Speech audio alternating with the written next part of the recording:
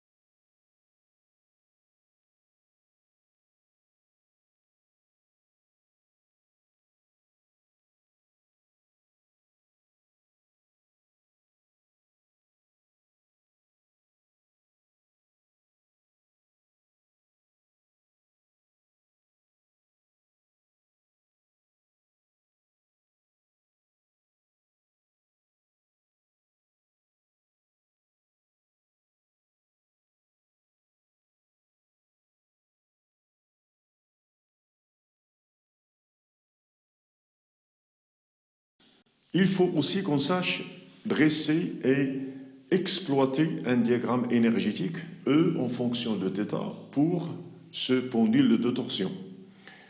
Dans ce diagramme, nous allons représenter l'énergie mécanique, l'énergie potentielle de torsion et l'énergie cinétique en fonction de l'abscisse angulaire.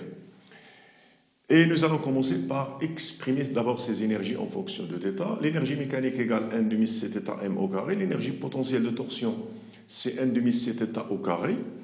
Et l'énergie cinétique, avec les états de référence choisis précédemment, l'énergie cinétique, c'est EM moins EPTC, 1 demi. Bon, c'est la différence entre ces deux. C'est 1 demi Cθm au carré moins θ au carré. Alors, observons d'abord que celle-ci, elle est constante. L'autre, en fonction de θ, elle a l'allure d'une parabole d'axe, celui des énergies, l'axe des ordonnées. De même pour l'énergie cinétique, A plus B θ au carré, c'est une parabole d'axe, celui des énergies.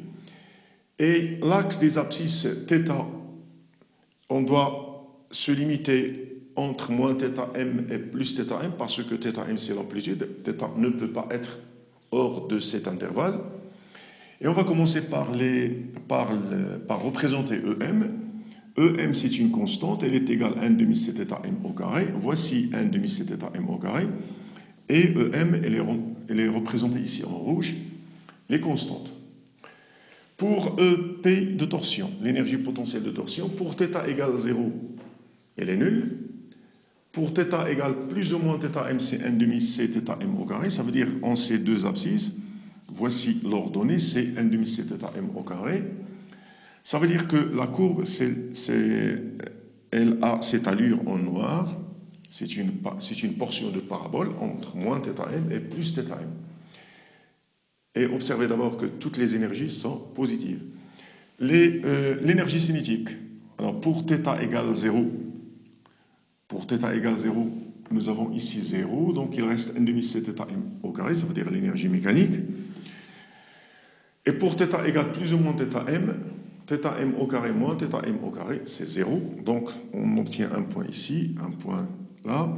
Donc, l'allure de la courbe, la voici, elle est en vert, c'est l'énergie cinétique.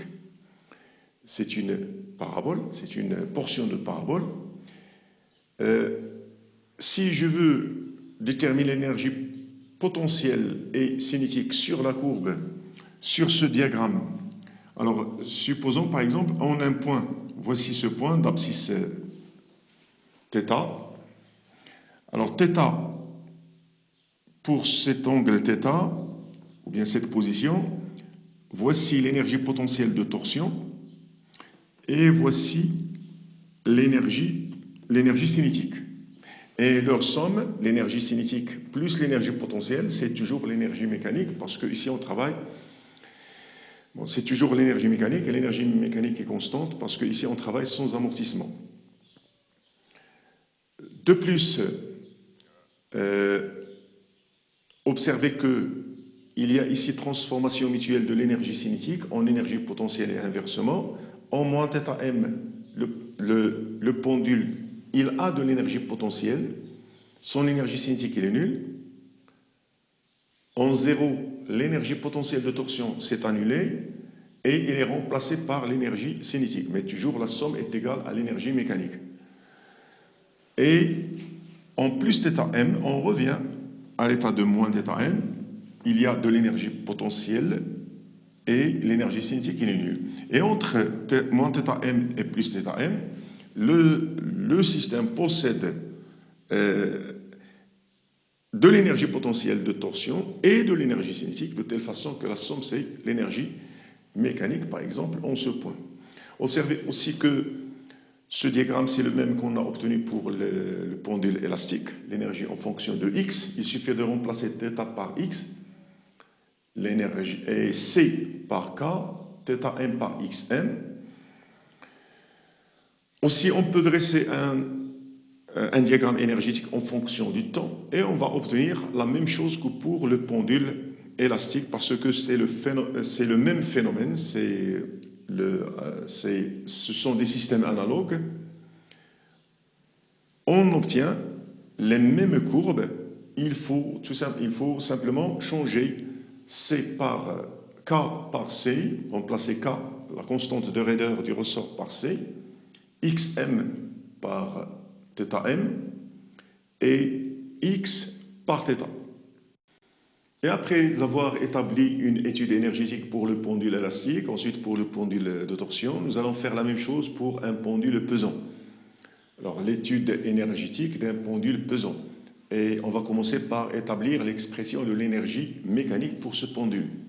Alors on va considérer pour cela un pendule pesant constitué d'un corps solide de masse m, de centre d'inertie g, qui peut tourner autour de cet axe delta fixe, perpendiculaire au tableau, il est horizontal. Le corps solide tourne dans un plan vertical, qui est celui du tableau, dans ce cas. Et on va considérer que G, ou bien appelons G0, la position de G lorsque le corps est en position d'équilibre stable. Appelons L cette distance entre le point par lequel passe l'axe delta et G. Appelons θ l'abscisse angulaire par rapport à l'origine des abscisses. L'origine des abscisses, c'est la position de l'équilibre stable du corps solide. Le système il est soumis sous l'action du poids et de la réaction de l'axe delta. Et on va choisir un axe OZ dirigé vers le haut, vertical, d'origine O, confondu avec le point G0, position de G lors de l'équilibre stable. Et K, son vecteur unitaire dirigé vers le haut. Et avant de commencer l'étude énergétique, parce que ici on aura besoin de l'expression de l'énergie cinétique, parce qu'il y a mouvement, et l'énergie potentielle de pesanteur, parce que G, dans ce cas, il change d'altitude, donc l'énergie potentielle de pesanteur varie. Ici, il n'y a pas d'énergie potentielle élastique. Alors pour exprimer l'énergie potentielle de pesanteur en fonction de l'altitude Z, il faut choisir un état de référence.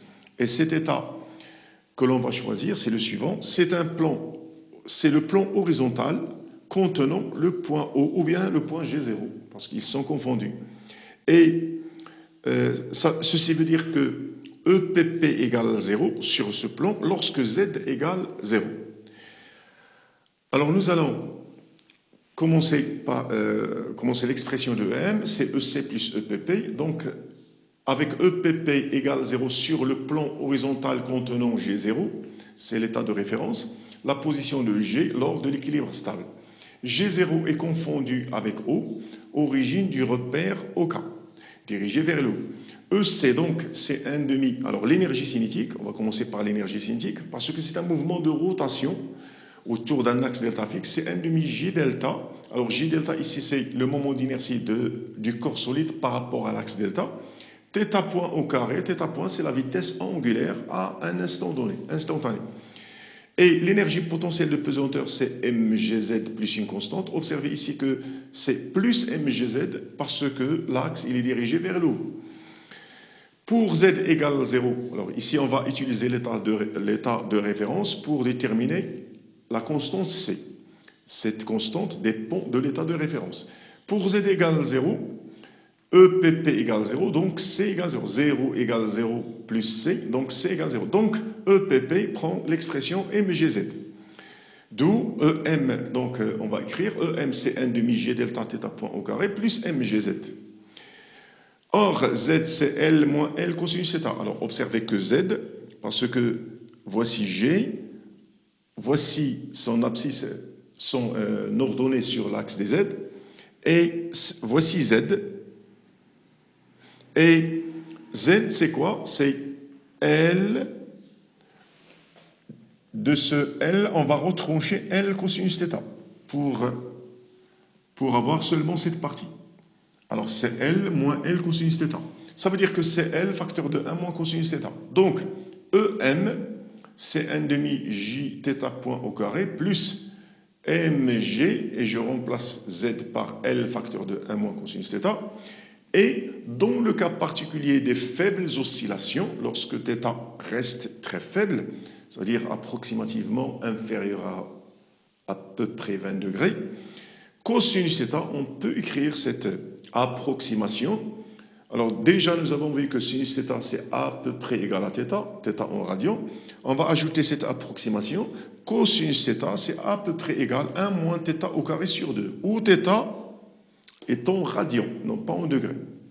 Donc, on conclut que EM, c'est 1,5 G delta θ point au carré plus MGL et 1 moins cosinus θ, c'est θ au carré sur 2. Donc, voici l'expression de l'énergie mécanique pour ce pendule pesant. Et pour voir comment évolue l'énergie mécanique de ces systèmes, de ce pendule pesant en fonction du temps, on peut déterminer la dérivée de EM par rapport au temps. Alors, c'est la dérivée de cette expression, ça veut dire que c'est la somme des dérivés de ce terme et de ce terme. Donc, c'est 1,5 J delta. Alors, θ point au carré, la dérivée de θ point au carré par rapport au temps, c'est 2 fois θ point, θ de point. θ de point, c'est l'accélération angulaire. Plus mgl sur 2. La dérivée de θ au carré, c'est 2 fois θ, θ point. Donc la dérivée de l'énergie mécanique par rapport au temps, c'est si je simplifie par 2 et je mets θ point en facteur, j'obtiens entre parenthèses J delta θ de point plus mgl θ. mgl fois θ.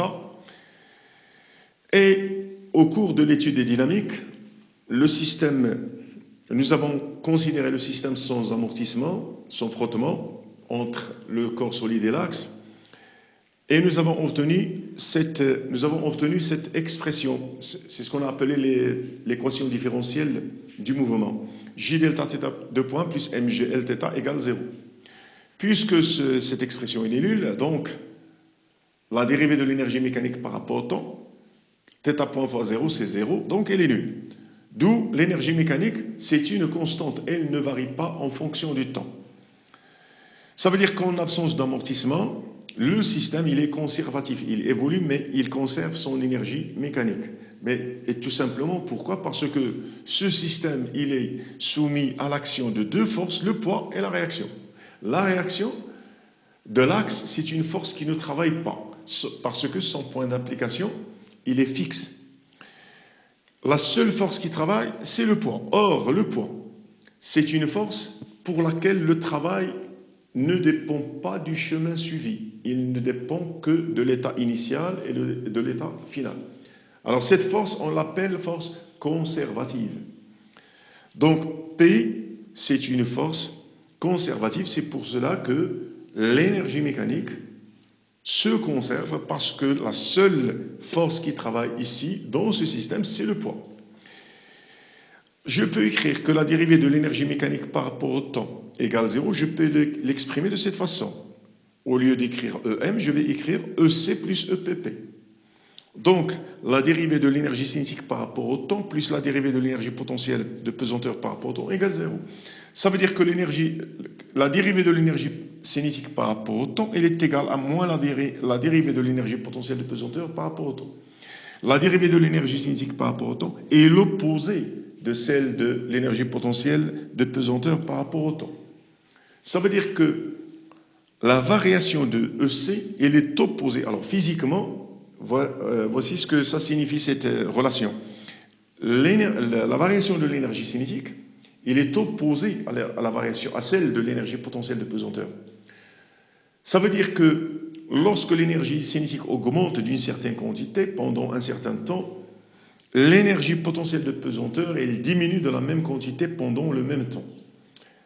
Autrement dit, il y a conversion continue de l'énergie cinétique en énergie potentielle de pesanteur, ou bien l'inverse. Et l'inverse, l'énergie potentielle de pesanteur se convertit en énergie cinétique, mais de telle façon que leur somme, qui constitue l'énergie mécanique, cette somme reste constante. Nous allons ensuite dresser un diagramme énergétique pour ce pendule pesant, dans lequel nous allons représenter chacune des énergies en fonction de Z.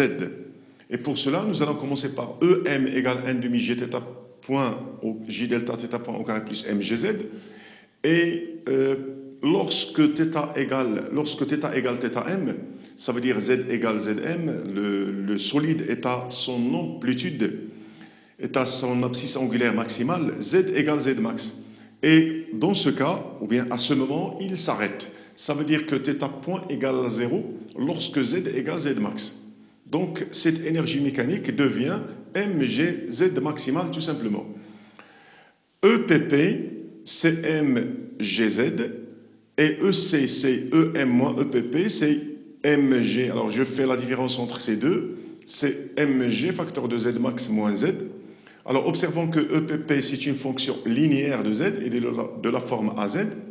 EC, c'est une fonction affine de z, il est de la forme A plus BZ. Alors je peux représenter d'abord l'énergie mécanique qui est une constante, EM égale mgz max, c'est une constante, la courbe en rouge, E en fonction de z, bien EM en fonction de z. EPP, c'est une fonction linéaire. Alors pour z égale 0, EPP égale 0. Et ça veut dire lorsque G se trouve à la position d'équilibre stable, l'énergie potentielle de pesanteur, elle est nulle, parce que G, il se trouve sur le plan pris comme état de référence de l'énergie potentielle de pesanteur. Pour Z égale Z max, EPP égale mgz max, c'est l'énergie mécanique. Et je dois limiter Z entre 0 et Z max. Pour EC, pour Z égale 0, EC est égal à mgz max. Oui, parce que lors du passage par la position d'équilibre, Z égale 0, l'énergie cinétique prend sa valeur maximale. Elle est égale à l'énergie mécanique. Et lorsque Z égale Z max, en Z égale Z max, le corps s'arrête. Ça veut dire que l'énergie cinétique, elle s'annule. Et selon cette expression, elle est nulle. Donc voici l'énergie cinétique en fonction du temps. C'est une droite c'est une fonction affine, décroissante. L'autre, elle est croissante entre 0 et z max. Et si je veux les énergies cinétiques et potentielles de pesanteur en une position donnée pour laquelle je connais la valeur de z, je peux utiliser ce diagramme de cette façon. Pour cette valeur de z, par exemple, je peux relever l'énergie cinétique, ensuite l'énergie potentielle de pesanteur, et leur somme, c'est toujours l'énergie mécanique. Aussi, je peux représenter l'énergie potentielle de pesanteur en fonction de θ. Pour montrer, nous allons étudier ce diagramme pour montrer la différence entre θ faible et θ forte et pourquoi nous faisons cette confusion entre 1 moins cosinus θ et θ au carré sur 2 pour les faibles valeurs de θ. Alors ici, nous avons EPP en fonction de θ. EPP, dans le cas général, quelle que soit la valeur de θ, c'est MGL facteur de 1 moins cosinus θ. EPP on va se limiter entre plus pi et moins pi, est égal 2, parce que cosinus θ pour pi ou bien moins pi, c'est moins 1, donc c'est 2 MGL. L'énergie potentielle pour θ égale 0, c'est 0. Donc on a cette courbe en rouge, 0, pour pi c'est 2 MGL, pour moins pi la même chose, donc j'ai cette courbe en rouge. Et si je représente la courbe MGL θ au carré sur 2, alors cette expression je l'ai obtenue lorsqu'on a fait confondre 1 moins cosinus θ avec θ au carré sur 2. Pour les valeurs, nous avons dit que ceci est possible pour les valeurs faibles de θ. Alors, pour cette fonction, sa représentation en fonction de θ, la voici, c'est une parabole l'axe des énergies.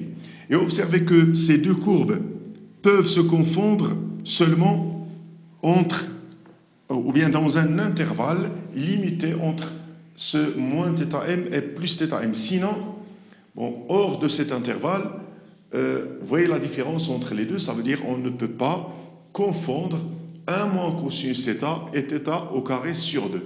Donc, cette expression reste valable pour les faibles valeurs de θ.